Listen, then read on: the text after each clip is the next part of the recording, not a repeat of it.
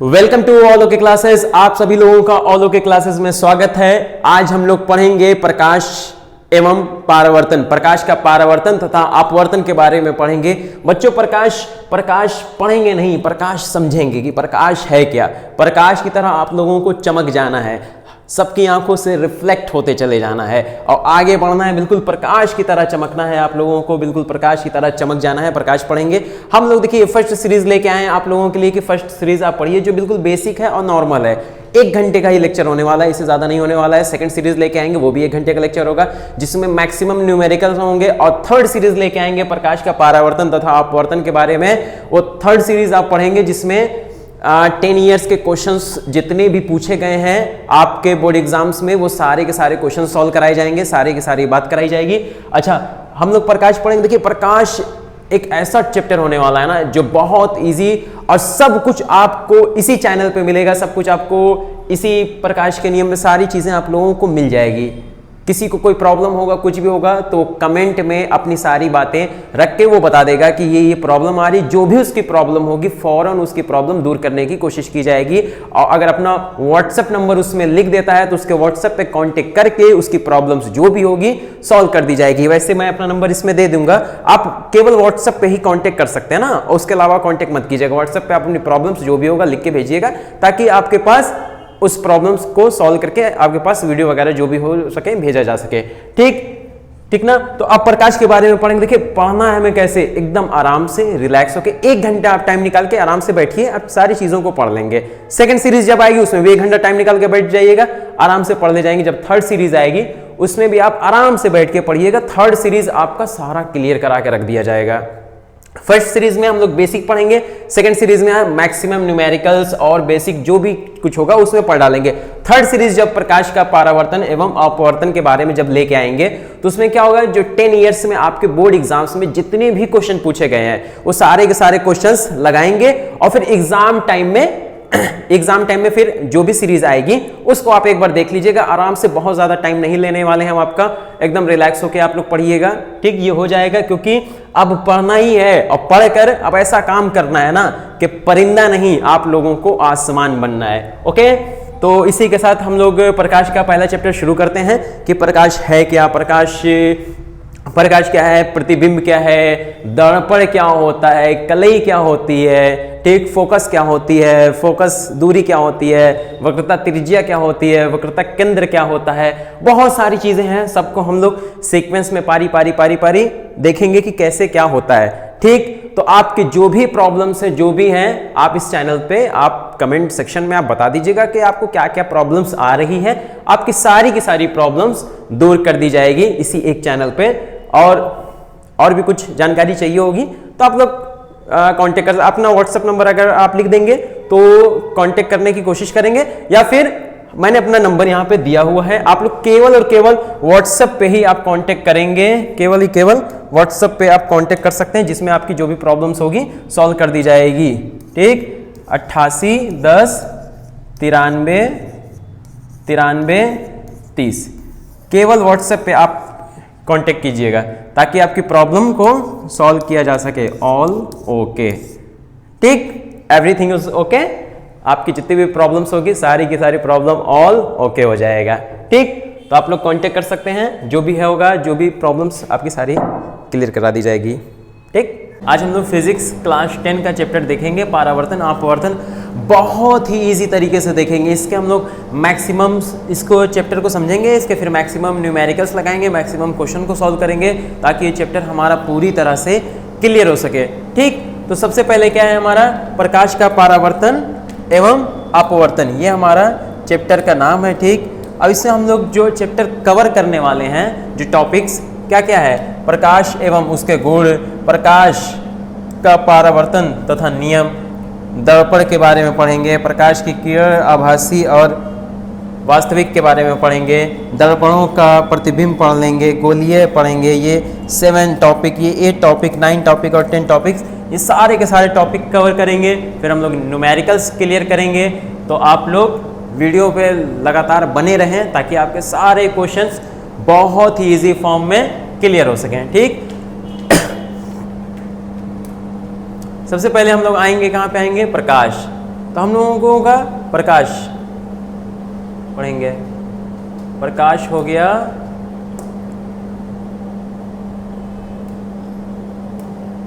हम लोग क्या पढ़ेंगे, प्रकाश पढ़ेंगे। ठीक, क्लियर।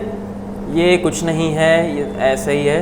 ठीक, हम लोग क्या पढ़ने वाले हैं, प्रकाश। प्रकाश क्या होता है, प्रकाश हमारा क्या है, प्रकाश यानी रोशनी यानी लाइट। प्रकाश क्या है हमारा, प्रकाश एक लाइट है, एक रोशनी है। प्रकाश, प्रकाश मतलब प्रकाश भैया नहीं, प्रकाश मतलब रोशनी, रोशनी मतलब लाइट। प्रकाश क्या है हमारा कि प्रकाश वह, यहाँ पे लिखा है वह ऊर्जा है जो हमारी आंखों में दृष्टि संवेदना उत्पन्न करने का काम करता है।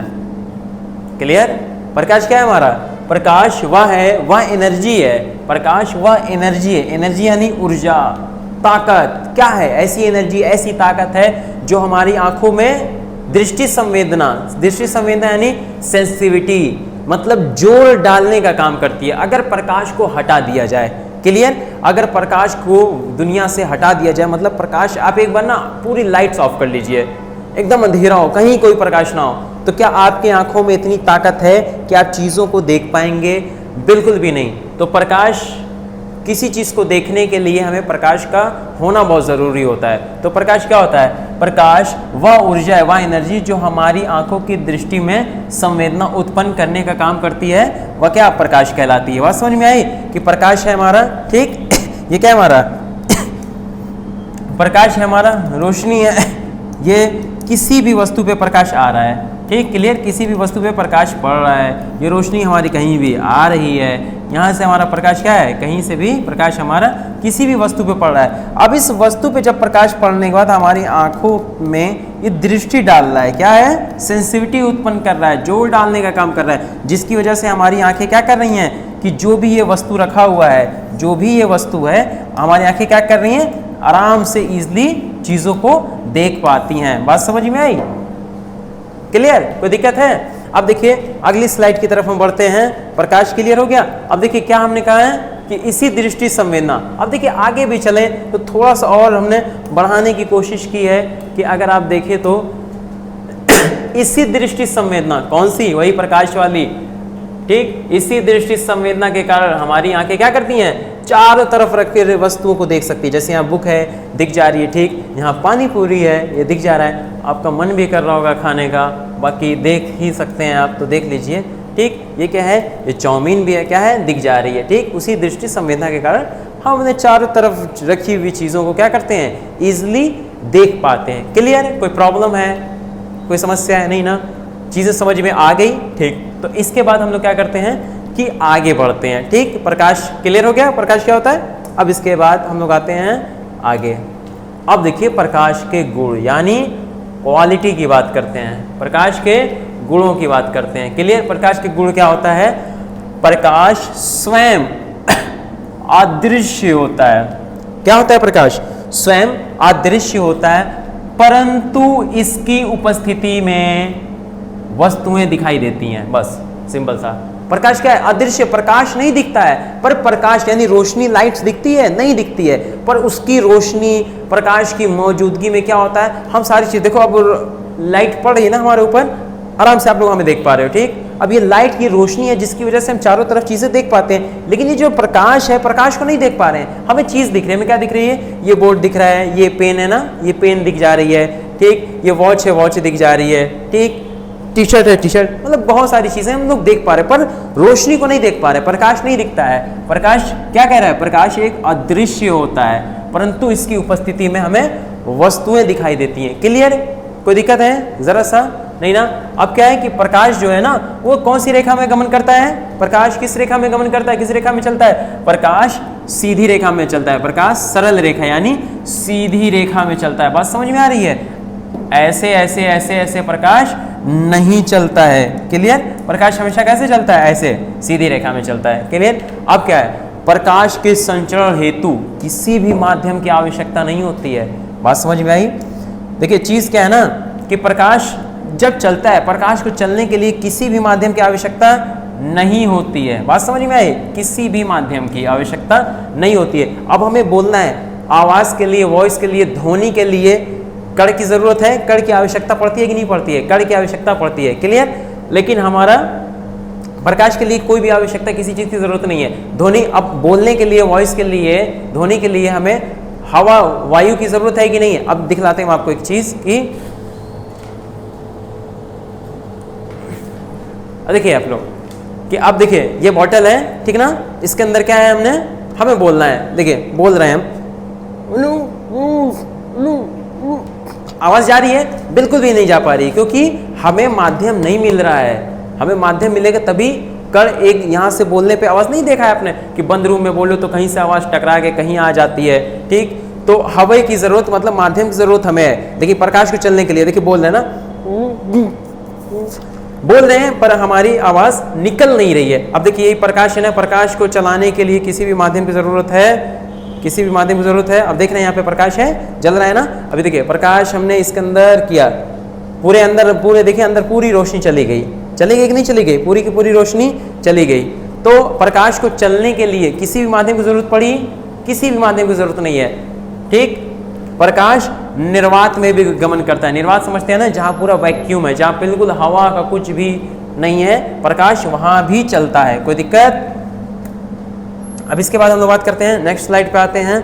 अब बात करते हैं हम लोग, ठीक, कि प्रकाश पारदर्शी माध्यमों, पारदर्शी माध्यम जैसे कांच हो गया, वायु हो गया आदि से गुजर सकता है, परंतु अपारदर्शी माध्यम जैसे लकड़ी, लोहा आदि से नहीं गुजर सकता है, क्लियर। प्रकाश किससे गुजर सकता है, हमें पता चल गया, पारदर्शी माध्यम से गुजरता है, अपारदर्शी माध्यम से नहीं गुजर सकता है, जैसे ये और जैसे ये, क्लियर है, कोई दिक्कत है, ठीक।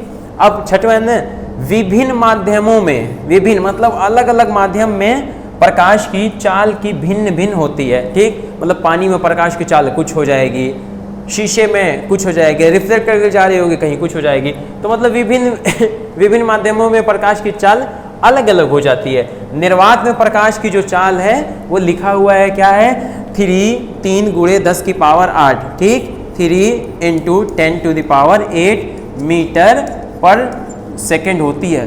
बहुत तेज स्पीड होती है, इससे तेज कोई स्पीड है ही नहीं। चाल जितनी 1 सेकेंड में ये इतना चलता है। अब सोचिए, अब अगला क्या है कि प्रकाश चमकदार पृष्ठों से, प्रकाश चमकदार पृष्ठों से प्रकाश परिवर्तित हो जाता है, क्लियर।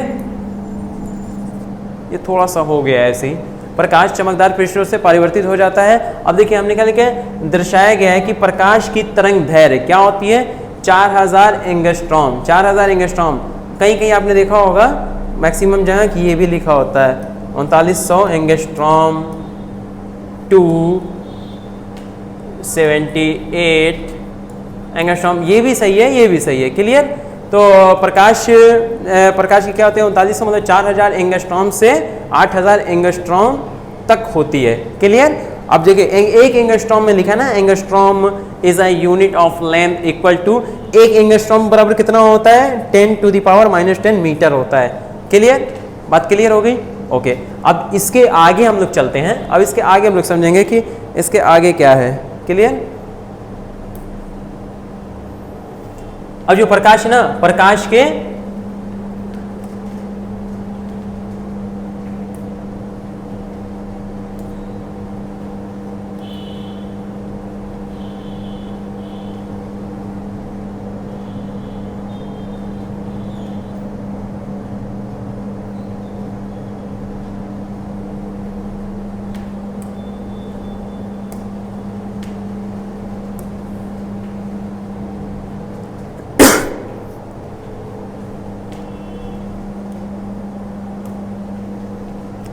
हाँ, तो अब प्रकाश की बात करते हैं हम लोग कि प्रकाश का परावर्तन क्या होता है। प्रकाश का परावर्तन, अब हम लोग कहाँ पे आ गए, प्रकाश का परावर्तन, यही है चैप्टर का नाम, क्या है, प्रकाश का परावर्तन एवं अपवर्तन। प्रकाश का परावर्तन हम लोग समझेंगे, इतना इजी, इतना आसान है कि इससे आसान कुछ है ही नहीं। बस हम लोग देखेंगे एकदम सिंपल सी लैंग्वेज में। प्रकाश का परावर्तन क्या होता है, जब प्रकाश किसी भी पालिशदार, मतलब कोई भी चिकनी सतह, कोई भी पालिशदार चिकना तल पर गिरता है। बात समझ में आ रही है, जैसे ये हमने कहा, हमने यहाँ बनाया है, ये है, ठीक, ये है, ये एकदम चिकना है, ठीक ना।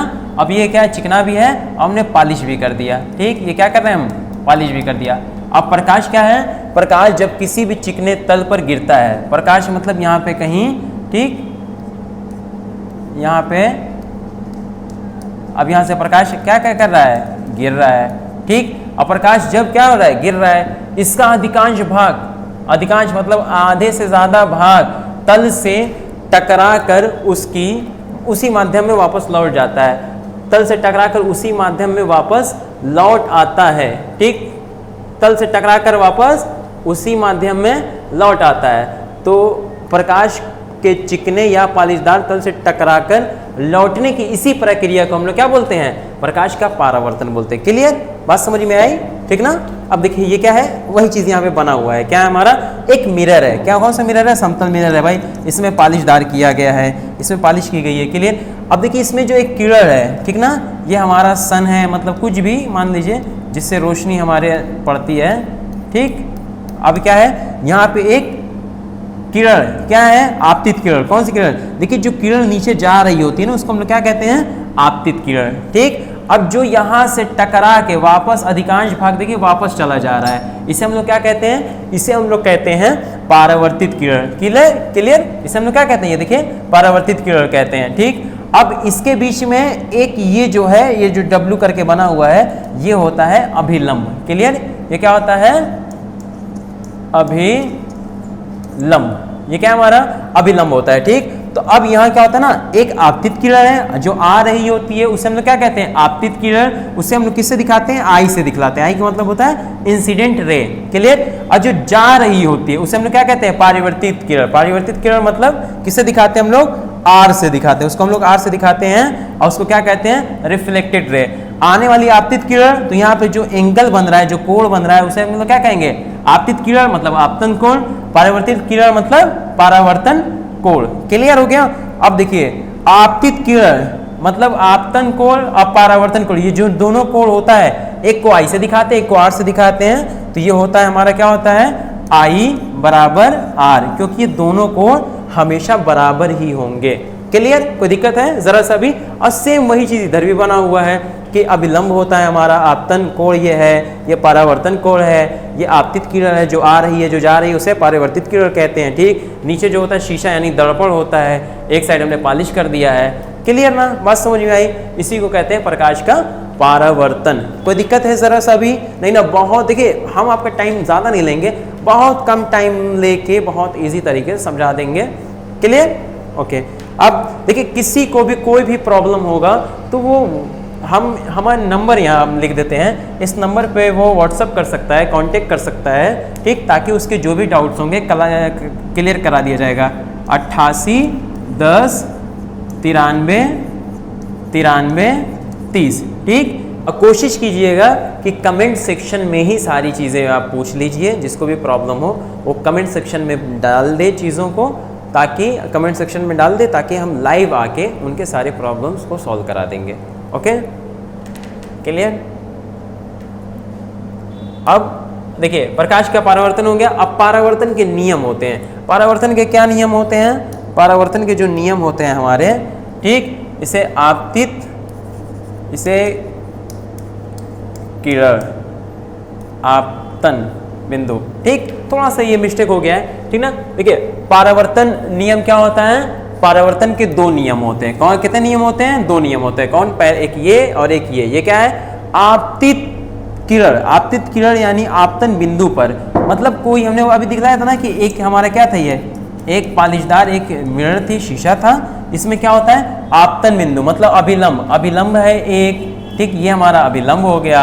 ये हमारा क्या है, आपतन बिंदु, आपतन बिंदु यानी आपतित किरण। और ये कौन सी है, परावर्तित किरण यानी परावर्तित किरण। तीनों का तीनों किस पे होगा, एक ही बिंदु पे है, दिख रहा है कि नहीं, तीनों का तीनों किस पे है, एक ही बिंदु पे है।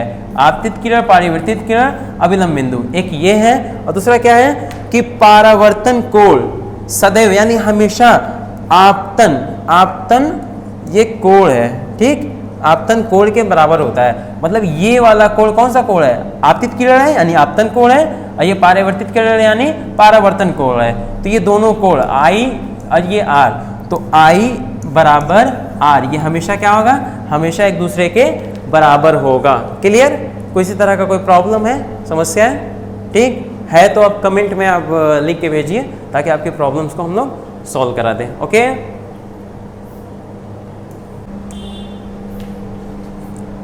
अब हम लोग पढ़ने वाले हैं दर्पण। किसके बारे में पढ़ने वाले हैं? दर्पण यानी शीशा। शीशा शीशा, ठीक। अब लोग क्या पढ़ने वाले हैं? दर्पण। दर्पण यानी शीशा।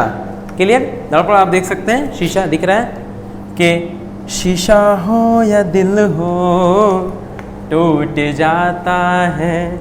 क्लियर? देखिए, तोड़ना नहीं है शीशे को, पढ़ना है। देखिए दर्पण क्या है कि यदि किसी चिकने पारदर्शी माध्यम तल पे एक पृष्ठ पे कलई अथवा लाल ऑक्साइड का लेप लगा दिया जाए। अब देखिए शीशा है ना, ये शीशा दिख रहा है, ठीक। इस पे क्या करना है? इस पे हमें कलई या लाल ऑक्साइड का लेप, किधर साइड?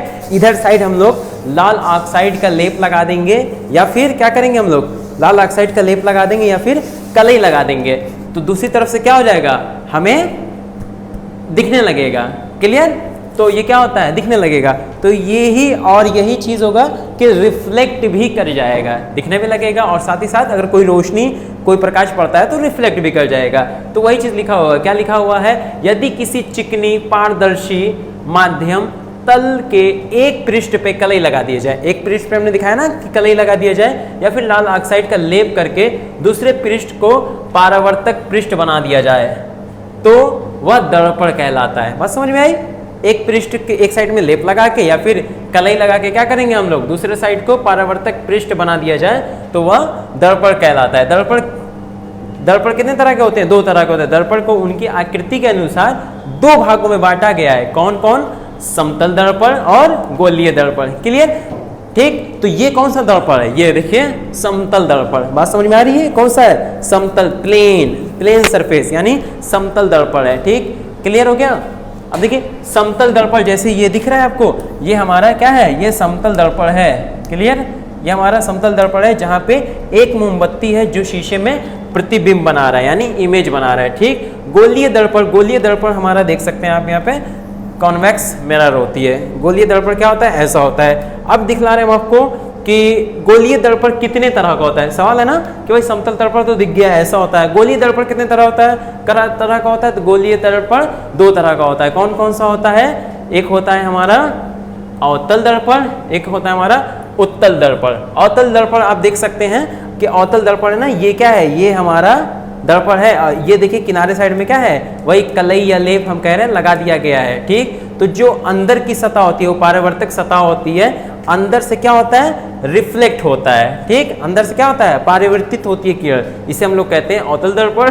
और ये क्या होता है? जो उभरा हुआ होता है उत्तल दर्पण। क्या होता है? उत्तल दर्पण आप देखिए कि ये जो होता है अंदर ये लगा होता है। ठीक। ये क्या है? लेप है वगैरह वगैरह जो भी है लगा हुआ है, कलई वगैरह। ठीक। और ये क्या होता है कि जो भी हमारी किरण आ रही है यहाँ से वो परावर्तित हो जा रही है। ठीक। परावर्तक सतह ये कौन सी होती है? ऊपरी होता है। जिसकी परावर्तक सतह अंदर होती है उसे हम लोग क्या कहते हैं? अवतल दर्पण कहते हैं। जिसकी परावर्तक सतह हमारी उभरी हुई होती है उसे हम लोग उत्तल दर्पण कहते हैं ना। क्लियर? अब देखिए इसी के बारे में हमने यहाँ डिटेल में लिखा हुआ है। क्या होता है? गोलीय दर्पण यदि किसी कांच के खोखले, ठीक, किसी भी कांच के खोखले गोले को काट कर उसके एक पृष्ठ को क्या करें? चांदी की पॉलिश या कलई लगा दी जाए तो वो क्या होता है? गोलीय दर्पण बन जाता है। ठीक। यह कितने प्रकार के होते हैं? 2 प्रकार के होते हैं। कौन कौन से होते हैं? 2 प्रकार के होते हैं। एक होता है अवतल दर्पण, एक होता है उत्तल दर्पण। अवतल दर्पण क्या होता है? अभी हमने दिखाया ना कि वह गोलीय दर्पण जिसका परावर्तक पृष्ठ अंदर की तरफ होता है। ठीक। दिख रहा है? ये देखिए क्या होता है? परावर्तक पृष्ठ अंदर की तरफ होता है। परावर्तक पृष्ठ क्या होता है? अंदर की तरफ होता है। इसे हम लोग क्या कहते हैं? अवतल दर्पण कहते हैं ना। अंदर की ओर दबा हो, ठीक, परावर्तन दबे हुए पृष्ठ से क्या होता है? परावर्तन किससे होना चाहिए? दबे हुए पृष्ठ से, तो वह हमारा अवतल दर्पण कहलाता है। क्लियर? बात समझ में आई?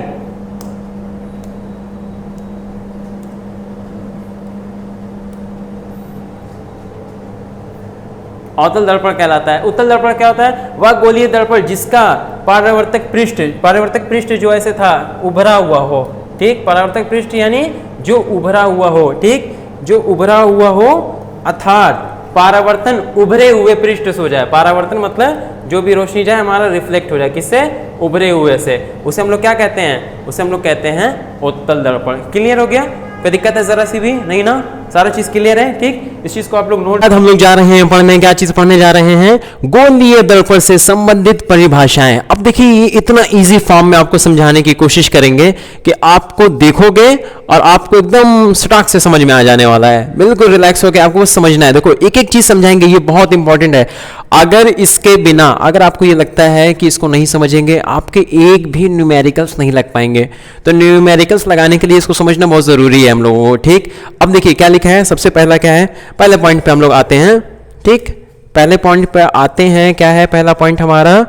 पहला पॉइंट है कि दर्पण का ध्रुव, गोलीय दर्पण के परावर्तक पृष्ठ के मध्य बिंदु को दर्पण का ध्रुव कहते हैं। इसे P से दर्शाते हैं। अच्छा, अब ये है क्या? अब आपको दिखाते हैं। देखिए ये क्या है? हमने क्या किया? हमने एक सर्कल बनाया।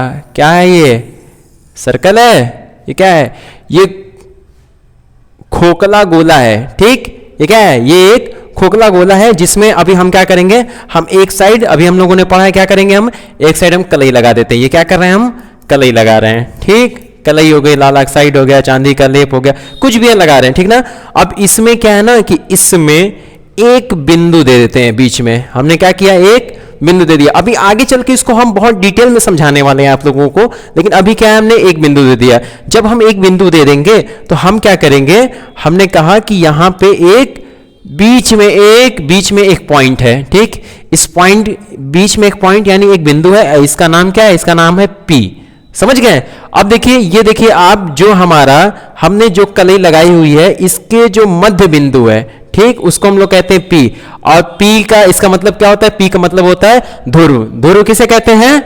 हो गया क्लियर? गोलीय दर्पण, ये भाई गोलीय दर्पण का परावर्तक पृष्ठ। परावर्तक पृष्ठ कौन सा है? यही ना है परावर्तक पृष्ठ के मध्य बिंदु। ये कौन सा है? मध्य बिंदु। मध्य बिंदु जो दिख रहा है, मध्य बिंदु को दर्पण का ध्रुव कहते हैं। इसे P से दर्शाते हैं। P से दर्शा दिया। क्लियर हो गया? कोई दिक्कत है नहीं ना? अब इसके बाद आते हैं, इसके बाद आइए, इसके बाद बात करते हैं हम लोग वक्रता केंद्र। वक्रता केंद्र क्या होता है? गोलीय दर्पण का परावर्तक पृष्ठ। परावर्तक पृष्ठ गोलीय दर्पण है भाई, उसका परावर्तक पृष्ठ जिस खोखले गोले का भाग होता है, उस गोले का केंद्र को गोलीय दर्पण का वक्रता केंद्र कहते हैं। इसे C से दिखलाया जाता है। भाई हमारा क्या है? हमारा है आपके आंख के सामने है, क्या है? गोलीय दर्पण है। गोलीय दर्पण का खोखला है, उसका जो बीच वाला पॉइंट होगा, इसको किसे दर्शाते हैं हम लोग? C से। C से। इसका नाम क्या है? इसको हम लोग कहते हैं वक्रता केंद्र। ठीक, क्लियर है? इसको वक्रता केंद्र कहेंगे, इसको C से दर्शाएंगे। अच्छा, अब बात क्या हो गई? अब भाई ये तो हो गया हमारा। अब इसके बीच का हम लोग जानते हैं कि इसके बीच का ये एक डिस्टेंस है। क्या है ये एक डिस्टेंस है, मतलब ये एक दूरी है। ये एक दूरी है। इस दूरी का क्या नाम है? इस दूरी का नाम क्या है? इस दूरी का नाम है वक्रता त्रिज्या। ठीक, जिसको हम लोग R से दिखलाते हैं। किस चीज से दिखलाते हैं? R से दिखलाते हैं। क्या है ये? गोलीय दर्पण का परावर्तक पृष्ठ जिस खोखले गोले का भाग होता है, उस गोले की त्रिज्या को गोलीय दर्पण का वक्रता त्रिज्या कहते हैं। इसे R से प्रदर्शित करते हैं। क्लियर? इसे किस चीज से दिखाते हैं हम लोग? R से दिखाते हैं। R से। बात समझ में आ गई? क्लियर हो गया? देखो यही चीज, जैसे जैसे जो चीज समझाएंगे उसको हम यहाँ पे एक्सप्लेन करते हुए चलेंगे। उसके बाद सारी की सारी चीजें आपको एक बार में एंड में दिखला दी जाएगी। क्लियर? अब इसके बाद बात करते हैं हम लोग, अब इसके बाद ऊपर चलते हैं। अब क्या है हमारा?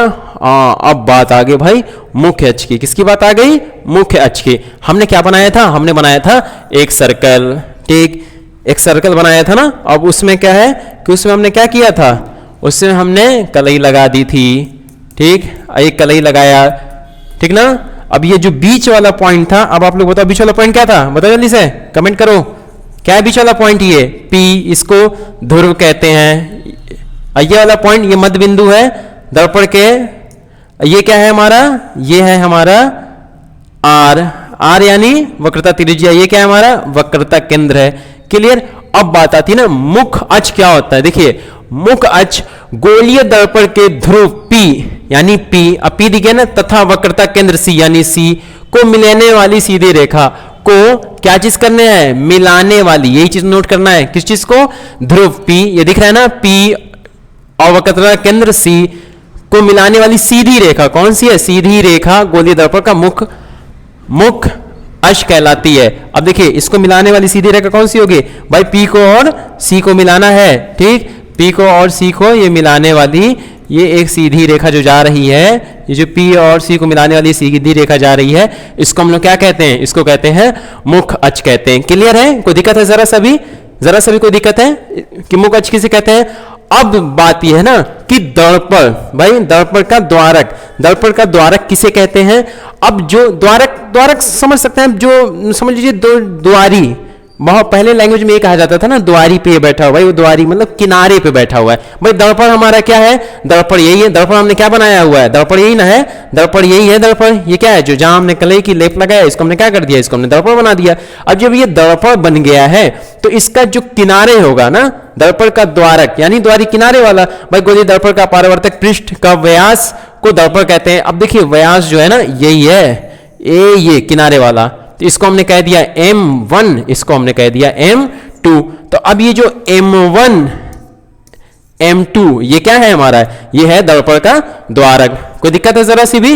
अब आपके दिमाग में चल रहा होगा ना कि नहीं भाई व्यास की बात कर रहे हैं तो व्यास हमेशा बीच से होके जाता है। मैं किसकी बात कर रहा हूं, मैं बात कर रहा हूं किसकी बात कर रहा हूं, दर्पण के द्वारक की। दर्पण क्या है हमारा, दर्पण तो इतना ही है, ठीक, बात समझ में आ रही है। जहां कलई लगाई हुई है दर्पण हमने बनाया हुआ है। क्लियर। अब देखिए अब हमारा जो इंपॉर्टेंट है, ये बहुत इंपॉर्टेंट है, इसका क्या नाम है, मुख्य फोकस। ठीक, मुख्य फोकस क्या है, गोलीय दर्पण की मुख्य अक्ष के समांतर आने वाली प्रकाश की किरणें गोलीय दर्पण के परावर्तन पश्चात मुख्य अंश के जी बिंदु से मिलती है। क्लियर। अवतल दर्पण का मुख्य अंश फोकस या मिलती हुई प्रतीत होती है। उत्तल दर्पण का मुख्य फोकस, उसे बिंदु को दर्पण का मुख्य फोकस अथवा फोकस कहते हैं। बात समझ में आई, नहीं समझ में आई ना। अभी देखिए अभी हम इसका जहां डायग्राम बना के चीजें समझाएंगे आपको दाम क्लियर हो जाएगा, एक बार में क्लियर हो जाएगा, कहीं भी कोई दिक्कत नहीं आएगी। क्लियर। अब उसके बाद हम करते हैं, आगे बढ़ते हैं। अब देखिए यही चीज समझाते हैं कि एफ से दिखाते हैं। अब इसमें भी थोड़ा सा आप देख लीजिए।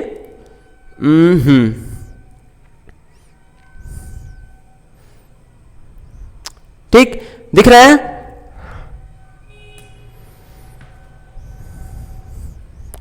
हाँ तो क्या है, फोकस दूरी भी एक बार पढ़ लेते हैं, फिर सारी चीजें एक्सप्लेन करके समझा देते हैं। फोकस दूरी गोलीय दर्पण के ध्रुव तथा मुख्य फोकस के बीच की दूरी को हम लोग फोकस दूरी कहते हैं। इसे F से दर्शाते हैं। ठीक, फोकस तल वह तल जो मुख्य फोकस से गुजरता है, जो मुख्य फोकस से गुजरता है तथा मुख्य अक्ष के लंबवत होता है, दर्पण का फोकस तल कहलाता है। क्लियर। अब देखिए इस चीज को पूरा बनाते हैं, अब समझाते हैं आपको। हम लोग क्या करेंगे, सबसे पहला काम क्या करेंगे, एक कोई हम यहां पे खोखला गोला लिया। ठीक, इसके जो बीच में बिंदु है, ठीक, इसका जो बीच में बिंदु है, अब क्या करते हैं ना, एक साइड इधर भी हम कर लेते हैं। क्या कर लेते हैं, एक साइड यहां भी कर लिया, आपको हमें दिख रहा है ना आप लोगों को। अब एक साइड यहां भी कर लेते हैं। ठीक, एक साइड यहां भी कर लिया। अब क्या करेंगे हम लोग कलई लगा देते हैं। कलई लगाया यहां पे, ये कलई हम लगा रहे हैं, ये कलई लग गई, दर्पण बन गया।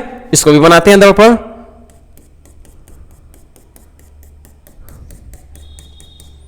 दर्पण बन गया, इसको भी बनाते हैं। थोड़ा सा गड़बड़ा गया, उधर साइड में करना था जरा सा। ये इसको भी बनाते हैं हम लोग दर्पण।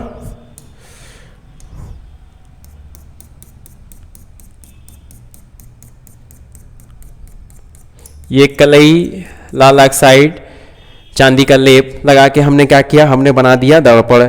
अब जब ये दर्पण बन गया तो क्लियर हो गया आपको, दर्पण बन गया। अब हम लोगों को पता है, हम लोगों को क्या पता है भाई, ये जो होता है ये क्या होता है, ये वाला पॉइंट हमारा क्या है, ये वाला पॉइंट हमारा C है, ये वाला पॉइंट C है। ये मध्य बिंदु जो है इसको हम लोग ध्रुव कहते हैं, जिसको P से दिखलाते हैं। इन दोनों के बीच का डिस्टेंस क्या होता है, इन दोनों के बीच का डिस्टेंस को हम लोग R से दिखलाते हैं। R मतलब क्या होता है, ये वक्रता केंद्र होता है C।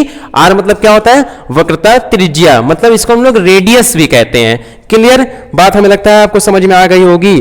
ठीक। अब इसमें क्या था, इसमें एक था कि एक रेखा थी हमारी, कौन सी, मुख्य अक्ष बनाने के लिए क्या करते हैं हम लोग, ये रेखा जो P और C को मिलाते हुए आगे निकलती है, जैसे हमने मान लिया ये x हो गया, ये x1 हो गया, तो x और x1 क्या है, ये मुख्य रेखा है, ठीक, मुख्य अंश है। क्लियर, बात समझ में आई। अब इसके बाद हम लोग दर्पण के द्वारक की बात करते हैं, तो ये क्या है हमारा, ये जो M1 M1 और ये M2, ये क्या है हमारा, ये है हमारा दर्पण का द्वारक बोल रहे हैं इसको। देखिए हमने क्या किया है कि डायग्राम भी सारा बना के सब लिख दिया है भाई। ये क्या है हमारा, C है, वो C क्या है हमारा, वक्रता, C हमारा क्या है, C हमारा है वक्रता केंद्र है, यहाँ C वक्रता केंद्र है, ठीक। और जो ये P है, P क्या है हमारा, ध्रुव है, ठीक। और जो ये पॉइंट से ये पॉइंट का जो डिस्टेंस, जो दूरी है, उसको हम लोग क्या कहते हैं, वक्रता त्रिज्या कहते हैं। किससे दिखाते हैं हम लोग, R से दिखाते हैं, ठीक। और जो x है और ये x1 है, ये वाला जो मिला के जा रहा है, सबसे पहले बताया था कि क्या है कि जो P से मिल के C से मिला के जो चला जाए लंबी रेखा, सीधी रेखा, इसको हम लोग क्या कहते हैं, मुख्य अक्ष कहते हैं, ठीक। अब क्या है कि जो ये हमारा दर्पण का किनारा है, जो दर्पण का द्वारी है, बस इसी को हम लोग क्या बोलते हैं, द्वारक कहते हैं। दर्पण का द्वारक जो M1 और M2 के फॉर्म में दिखलाया हुआ है।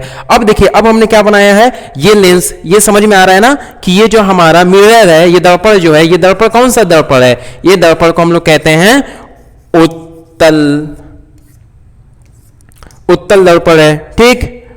और ये वाले दर्पण को क्या बोलते हैं हम लोग, अवतल, ये अवतल दर्पण है। अब देखिए उत्तल दर्पण, अवतल दर्पण में क्या हो रहा है कि यहां हमारा भाई ये जा रहा है, पता है ना कि ये जा रहा है, और ये हमारा क्या है, ये हमारा ये मध्य बिंदु है, मध्य बिंदु को हम लोग P से दिखाते हैं, और ये वाला बिंदु है जो बीच में है भाई, ये है, तो इसमें क्या होगा, ये C वाला है। अब इसमें भी जो जा रहा है, ये कौन सा बिंदु है, ये P वाला है, ठीक, क्योंकि हम लोग जानते हैं इसको ध्रुव कहते हैं, और ये वाला है इसको C से कहते हैं। कोई दिक्कत है, जरा सी भी चीजें समझ में आ रही है, कोई दिक्कत है।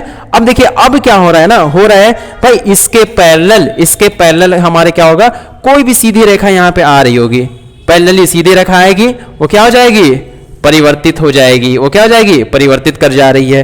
क्लियर, कोई भी सीधी रेखा आ रही, मतलब समांतर रेखा जो भी आ रहा है, वो क्या हो रहा है, इसके परिवर्तित हो जाएगी।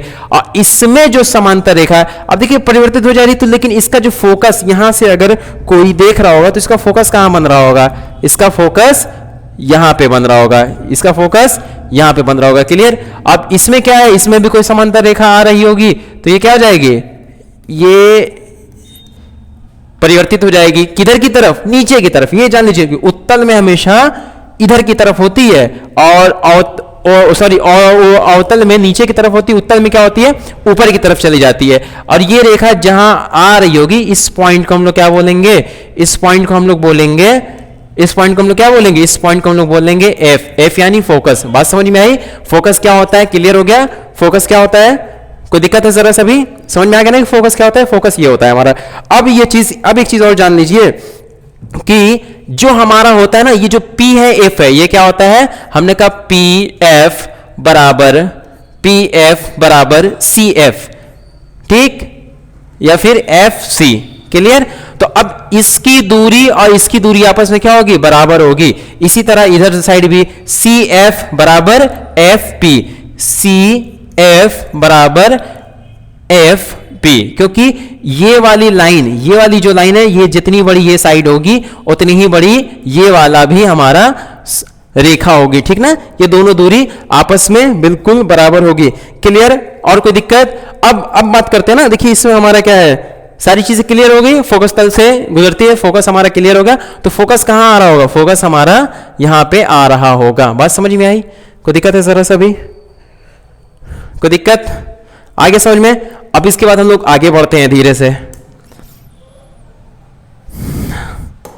आगे बढ़ते हैं। देखिए अब आपके सामने हमने क्या किया है, अब देखिए वही जो परिभाषा है, वो जो परिभाषा है ना, वहां पूरी तरह से यहाँ लिखी हुई है, वहां बस समझाने की बस काम करना है हमें, क्योंकि ऑलरेडी हमने ये समझा दिया। अब यहाँ पे देखिए आपका क्लियर हो जाएगा, यहाँ पे क्या हो जाएगा, क्या लिखा हुआ है, हमने बस इंटरनेट से हमने डाला, सर्च किया था और एक फोटो मिल गई, हमने उसको इंटरनेट से डाउनलोड कर लिया। अब इसमें आप देखिए, इसमें हम लोग जानते हैं ना भाई C क्या है, देखिए ये क्या है, परावर्तक पृष्ठ है, समझ में आ रहा है। ये उत्तल दर्पण का है, उत्तल दर्पण का उभरा हुआ होता है, ठीक। अवतल का अवतल का घिरा हुआ होता है ना। ये परावर्तक पृष्ठ इसका इधर साइड में है, इसका परावर्तक पृष्ठ क्या है, इधर साइड है। परावर्तक पृष्ठ क्या होता है कि जब भी इस पे रेखा पड़ेगी तो क्या हो जाएगी, परावर्तित हो जाएगी, मतलब वापस उसी दिशा में लौट जाएगी। क्लियर, बात समझ में आई। अब देखिए इसमें जो ये लगा हुआ है, ये क्या लगा हुआ है, कलई किया गया है। ठीक, इसमें भी जो ये किया गया है, क्या किया गया है, कलई किया गया है। ठीक, अब इसमें ये क्या हो जाता है, ये क्या होता है हमारा, पी क्या है हमारा, पता है ना सबको, ध्रुव है। पी क्या है हमारा, इसको ध्रुव कहते हैं। सी क्या है हमारा, वक्रता केंद्र है। ठीक, सी क्या है हमारा, वक्रता केंद्र है। ठीक, इसमें देखिए कलई किया गया है, परावर्तक तल है, ये अवतल है। ये मुख अंश क्या होता है पता है ना, कि मुख अंश जो हमारा होता है वो क्या होता है, वो पूरा है, जो पी और सी को मिला रहा होता है उसे मुख अंश कहते हैं। क्लियर, और ये क्या है, जो M1 M2 क्या है, ये द्वारक है। क्लियर, बात समझ में आ रही है, द्वारक है। क्लियर, कोई दिक्कत है नहीं ना। अब देखो इसमें हमारी कोई भी रेखा इसके समांतर जा रही होगी, यही चीज बता रहे ना कि इसमें समांतर रेखा जा रही होगी तो क्या होगी, समांतर रेखा ऐसे चली आएगी। ये पॉइंट जो होगा, इस पॉइंट को हम लोग फोकस कहते हैं। बात समझ में आई, कोई भी रेखा हमारी जा रही होगी तो क्या होगी, चली जाएगी, इसको हम लोग क्या कहते हैं, समांतर रेखा कहते हैं। क्लियर हो गया। यहां भी कोई भी रेखा आ रही होगी तो यहां से क्या हो जाएगी, इधर चली जाएगी। ठीक, कोई भी रेखा जा रही होगी, ये क्या होगी, समांतर रेखा जा रही होगी जो इधर चली जाएगी। कोई भी हमारा प्रकाश जा रहा होगा वो क्या हो जाएगा, परावर्तक तल है तो परावर्तित हो जाएगी, सिंपल सा है। ठीक, और इसका जो हमारा कोई भी देख रहा होगा, कोई भी, ठीक, उधर साइड ये देख रही है ना लड़की है, ये लंबे लंबे बाल, ठीक, उधर साइड देख रही है, तो ये जो बन रहा है इस पॉइंट पे, यही इसका फोकस होगा, कि इसको लग रहा होगा कि जो प्रकाश जा रहा है वो इधर से जा रहा है। बात समझ में आई, कोई दिक्कत है जरा सा भी नहीं ना, चीजें क्लियर है। ओके, जो भी प्रॉब्लम होगी, जो भी दिक्कत है, आप इसमें कमेंट सेक्शन में आप बताएं ताकि आपकी प्रॉब्लम्स को सॉल्व इजिली किया जा सके। ओके, ठीक, अब इसके बाद हम लोग चलते हैं आगे की तरफ। देखिए बनाया हुआ है पर समझ में आ जाए। अब हम लोग जानेंगे, क्या जानेंगे हम लोग कि प्रकाश किरण क्या होता है। प्रकाश किरण, देखिए प्रकाश किरण, जब प्रकाश किसी भी पारदर्शी माध्यम, अब सबसे इंपॉर्टेंट चीज एक है, ये बता दो हमें सिंपल सा कि पारदर्शी माध्यम क्या होता है। हमने बताया था ना कि कोई भी ऐसा कांच हो, ठीक, कांच हो जिसमें कोई भी लाइट या कोई भी बल्ब आप या कोई भी रोशनी उसमें जलाओ तो उसके आर पार कर दे। बात समझ में आ रही है, आर पार कर दे, उसे क्या कहते हैं हम लोग, पारदर्शी कहते हैं। पारदर्शी माध्यम जैसे जल हो गया, बहुत सारी चीजें हैं, पारदर्शी माध्यम। ठीक, पारदर्शी माध्यम में सरल रेखा में गमन करती है, मतलब सीधी रेखा में गमन करती है, तथा प्रकाश के पथ को प्रकाश किरण कहते हैं। क्लियर, इसे, इसके समूह को प्रकाश पुंज भी कहते हैं। जैसे मान लीजिए कोई एक लाइट है, ठीक, यहां हमने ये एक लाइट बना दिया, ठीक ठीक। अब ये लाइट क्या है, जो प्रकाश डालने का काम कर रही, जो प्रकाश डालने का काम कर रही है, ठीक, इसे क्या कहते हैं, इस समूह को ही हम लोग क्या बोलते हैं, प्रकाश पुंज वगैरह कह देते हैं। क्लियर। अब बात आती है ना अभिसारी प्रकाश। अभिसारी प्रकाश क्या होता है, जब प्रकाश की समस्त किरणें एक ही बिंदु पर मिलती हैं, अभिसारी प्रकाश कहलाता है। क्वेश्चन आपका आ गया एग्जाम में कि भाई अभिसारी प्रकाश किसे कहते हैं, तो आपको सिंपल सा बताना है कि अभिसारी प्रकाश, जब प्रकाश की समस्त किरणें एक ही बिंदु पर आकर मिलती है उसे अभिसारी कहते हैं। क्लियर, कोई प्रॉब्लम है नहीं ना, अभी समझाते हैं, देखते रहो, सब देखते रहो। अब क्या है, अभिसारी प्रकाश, जब प्रकाश की समस्त किरणें एक ही बिंदु से आई हुई प्रतीत हो उसे अपसारी कहलाती हैं। ठीक, अब देख लो, हो गया। अब देखिए क्या है, अभिसारी है। अभिसारी हमने क्या बताया था कि भाई अभिसारी वो होता है, ठीक, अभिसारी होता है जब प्रकाश की समस्त किरणें एक ही बिंदु पर आकर मिलती हैं, अभिसारी कहलाती हैं। ठीक, प्रकाश की सारी किरणें एक ही बिंदु पे, दिख रहा है ना ये एक बिंदु, ये एक बिंदु पे आकर मिलती हैं, उसे क्या कहते हैं हम लोग, अभिसारी कहते हैं। ठीक, और भाई अपसारी क्या होता है, जब प्रकाश की समस्त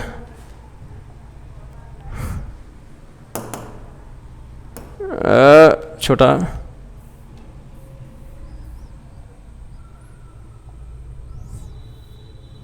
ठीक, अपसारी क्या होता है, अपसारी क्या होता है, अपसारी जब प्रकाश की समस्त किरणें एक ही बिंदु से आई हुई प्रतीत होती हैं, ठीक, एक ही बिंदु से आई हुई प्रतीत होती हैं, उसे हम लोग क्या कहते हैं,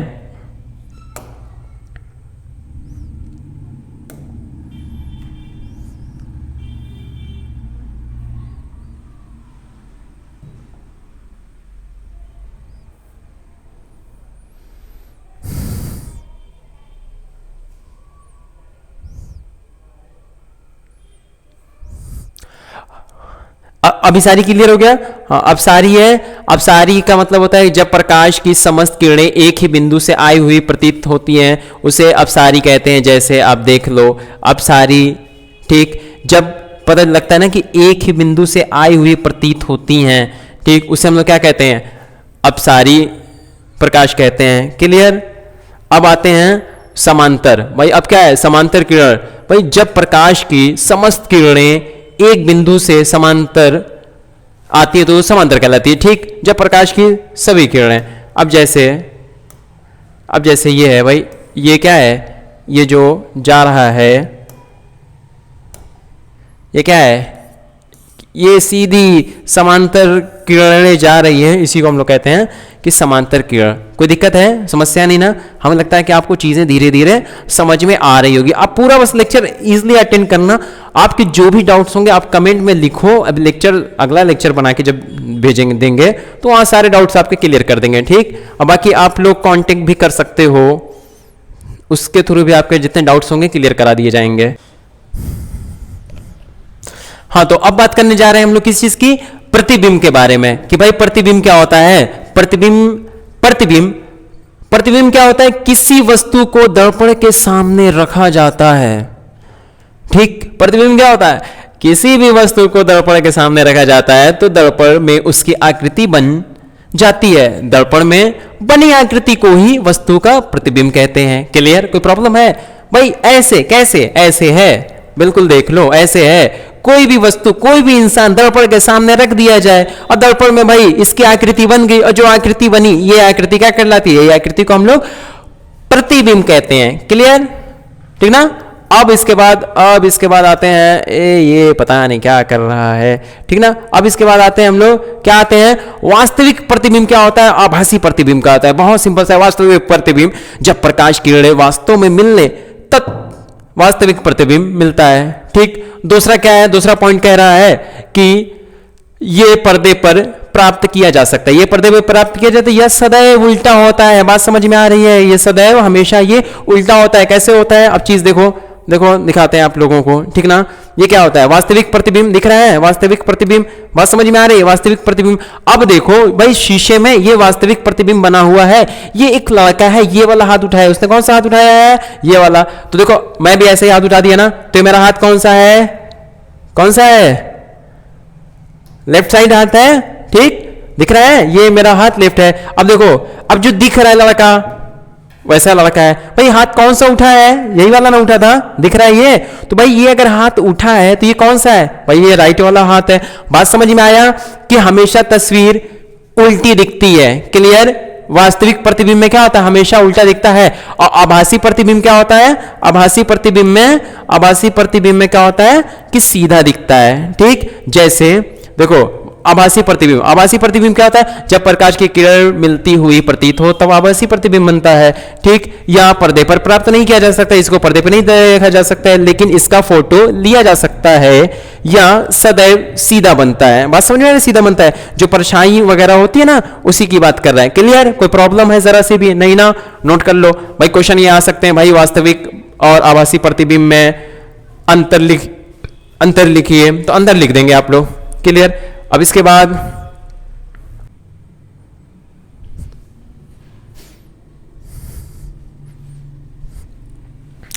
देखिए अवतल दर्पण द्वारा प्रतिबिंब। अब देखिए इसमें क्या है ना, वस्तु अनंत पर हो, वस्तु सी पर हो, वस्तु सी से दूर हो और वस्तु सी पर हो। क्लियर। अब देखिए हमने ये डायग्राम बना दिया है। क्लियर। अब देखिए जो वस्तु है, ये वस्तु कहां दिख रही है आपको, अनंत पर है। जब वस्तु अनंत पे होगी तो क्या होगा, ये हमारा क्या जा रहा है भाई, ये हमारा सी, पता है ना, वक्रता केंद्र होता है। और ये एफ, ये क्या है, फोकस यहां पे आ रहा है। पी यानी पोल मतलब ध्रुव। ठीक, अब ये हमारी समांतर एक रेखा ये जा रही है। ठीक, जाने के बाद ये क्या होगी, वापस से परिवर्तित हो रही है, और जहां पे हो रही है फोकस बना रही है।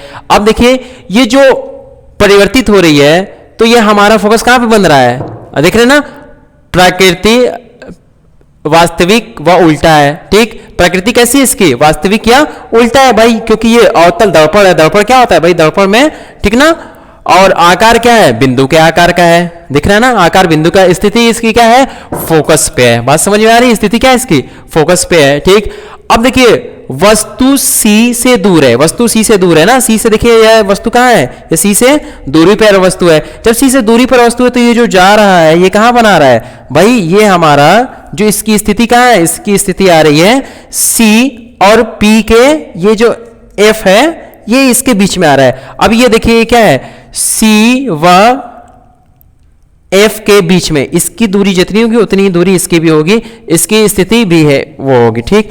अब देखिए वस्तु जो C पर हो, C पे होगा तो अब ये क्या बनाएगा, ये उल्टा यहीं पे बनाएगा। क्लियर, बात समझ में आ रही है कि भाई ये उल्टा बनाएगा क्योंकि इसकी स्थिति क्या है, C पर ही ये बनेगा। क्लियर, बात समझ में आई, कोई दिक्कत है जरा सा भी, हमें उम्मीद है कि आपको चीजें समझ में आ रही होगी। क्लियर, और ये तो और चाहिए तो आप लोग कमेंट कर सकते हैं और डिटेल में एक एक चीज बता देंगे। देखिए अब बात करते हैं हम लोग, अब किसकी बात करेंगे हम लोग, गोलीय दर्पण की वक्रता त्रिज्या r, फोकस दूरी f में संबंध, इन दोनों के बीच में बताना है। अब देखिए इसमें क्या करेंगे, इसमें हम लोग सिंपल सा लिखेंगे, क्या लिखेंगे भाई, फोकस ठीक, फोकस दूरी बराबर क्या होगा, वक्रता त्रिज्या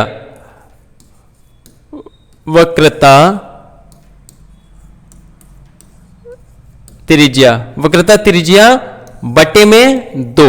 भाई फोकस दूरी क्या होती है, हमने बताया था ना कि भाई कोई भी होगा, इसमें हमने क्या करते हैं, जब कलई लगा होता है, ये क्या होता है, ये भाई ये कलई लगा होता है, ये बीच वाला होता है, इसको हम लोग क्या बोलते हैं, इसको हम लोग बोलते हैं C, वक्रता केंद्र है, इसको हम लोग P बोलते हैं, मध्य बिंदु को P बोलते हैं, यानी ये ध्रुव है। और ये क्या होता है हमारा, ये जो होता है हमारा, ये क्या होता है हमारा, ये हमारा होता है R मतलब रेडियस मतलब वक्रता त्रिज्या है, ये हमारी, ये क्या है, ये हमारी, ये यहां से लेके यहां तक, ये क्या हमारी वक्रता त्रिज्या। अब इसमें एक बीच वाला जो पॉइंट होता है, बीच वाला पॉइंट हमने बताया था कि ये क्या होता है, F होता है। बात समझ में आई, ये क्या होता है, ये F यानी फोकस होता है। अब देखिए ये वाला जो होता है ना, जो F होता है, तो यहां से ये और ये जो इसकी दूरी है, ये वाली जो दूरी होती है, इस दूरी को हम लोग क्या कहते हैं, स्मॉल f से दिखाते हैं। ये जो स्मॉल f है ये क्या है हमारा, ये हमारा फोकस दूरी कहलाता है। तो अब हम लोग यहाँ पे क्या लिख सकते हैं, यहाँ पे लिख सकते हैं स्मॉल f, फोकस दूरी में पता चल गया क्या है, ये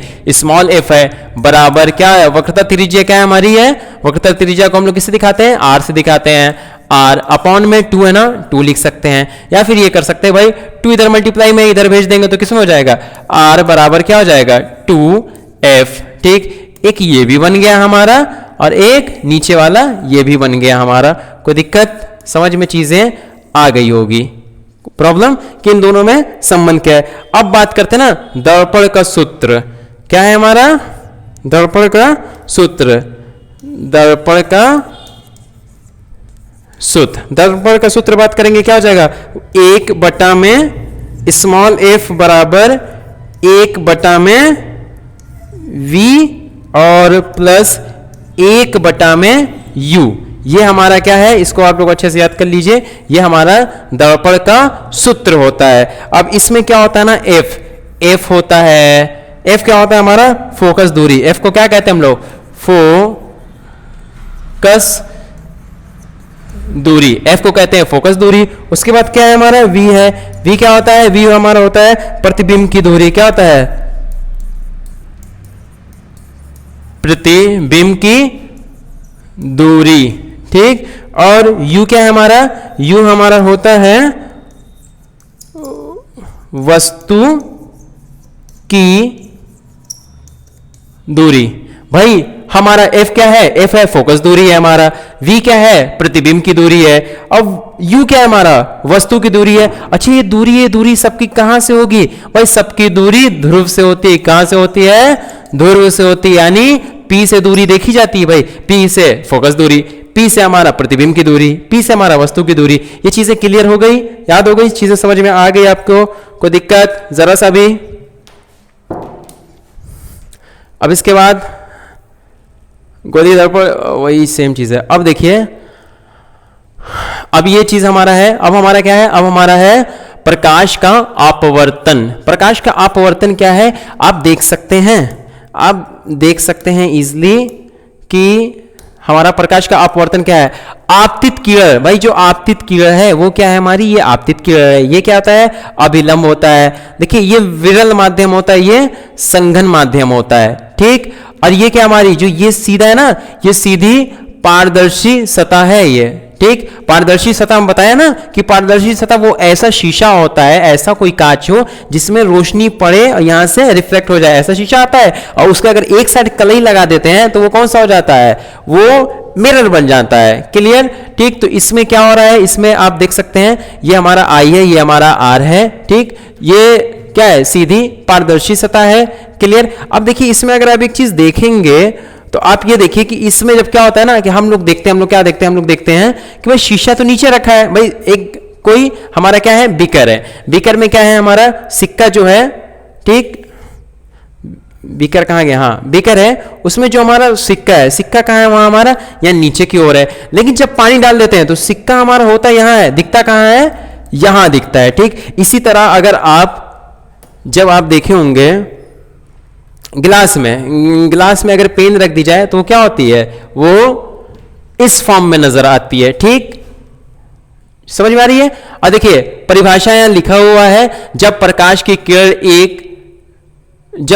किरण एक समागी माध्यम से दूसरे समागी माध्यम में प्रवेश करती है तो उसे अपने मार्ग से विचलित हो जाती है। इस गुण को प्रकाश का अपवर्तन कहते हैं। क्लियर? बात समझ में आई? कोई दिक्कत है? यही है प्रकाश का अपवर्तन, ठीक। अब चीजें क्या है? अब थोड़ा सा आगे चलते हैं हम लोग।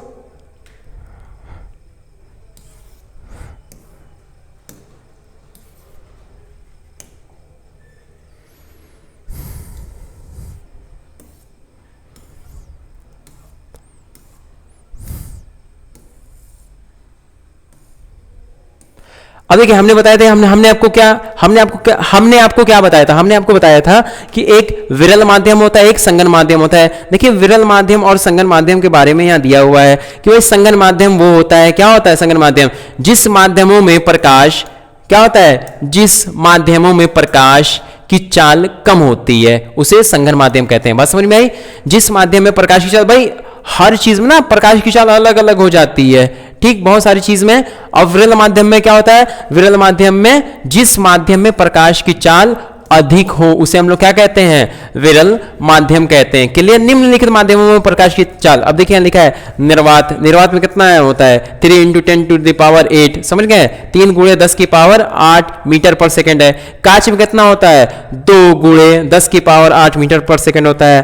तारपीन तेल में कितना होता है? 2.04 × 10⁸ मीटर पर सेकंड, ठीक। जल में कितना होता है? जल में कितना होता है? जल में होता है 2.25 × 10⁸, ठीक। बात समझ में आ गई कि सब में भाई अलग अलग होता है, डिफरेंट होता है, ये चीजें हैं। अब इसके बाद हम लोग बात करते हैं स्केलिन का नियम, ठीक।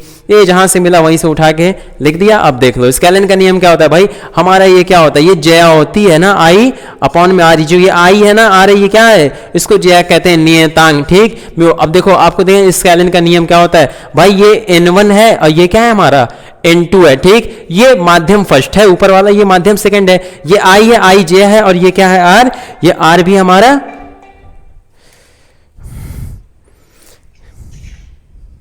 ये आई। बात करते हैं अब स्केलिन के नियम की। स्केलिन का नियम क्या है? साइन I अपॉन में साइन R, ठीक, इज इक्वल टू नियतांक n होता है इसका। म्यू वगैरह से भी दिखलाते हैं कि म्यू। देखिए स्केलिन का नियम क्या होता है? हमारा ये क्या है? ऊपर वाला फर्स्ट माध्यम है, नीचे वाला सेकंड माध्यम है, ये n है, 1 है, ये अपॉन में n2 है। इसका फॉर्मूला क्या होता है? n1 × साइन I, ठीक। इसका फॉर्मूला क्या होता है?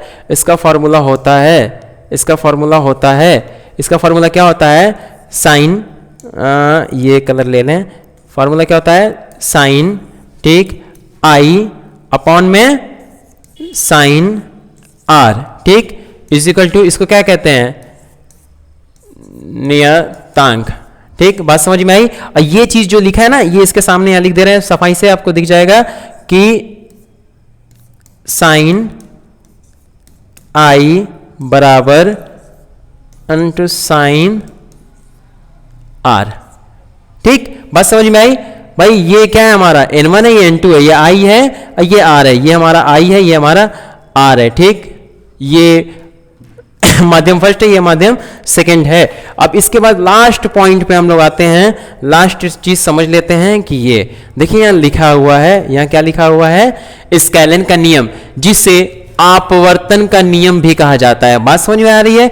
स्केलन का नियम वो होता है जिसको हम लोग अपवर्तन का नियम भी कहा जाता है। बताता है कि जब प्रकाश एक माध्यम से दूसरे माध्यम में जाता है तो वह किस कोण पर मुड़ता है। देखा था ना क्यों प्रकाश जा रहा था, किस कोण पे मुड़ता है। या नियम प्रकाश की किरण का आपतन कोण मतलब इंसिडेंट एंगल और आपतन कोण मतलब रिफ्लेक्टेड एंगल के बीच संबंध दर्शाता है। बात समझ में आ रही है? ठीक, यही हमारा होता है स्केलन का नियम। इसी के साथ हम इस फर्स्ट चैप्टर को खत्म करते हैं। अब इसकी जो मैक्सिमम न्यूमेरिकल्स है ना, न्यूमेरिकल्स का अगला आप वीडियो आप देखिए जिसमें आप लोग मैक्सिमम आपको न्यूमेरिकल्स मिल जाएंगे।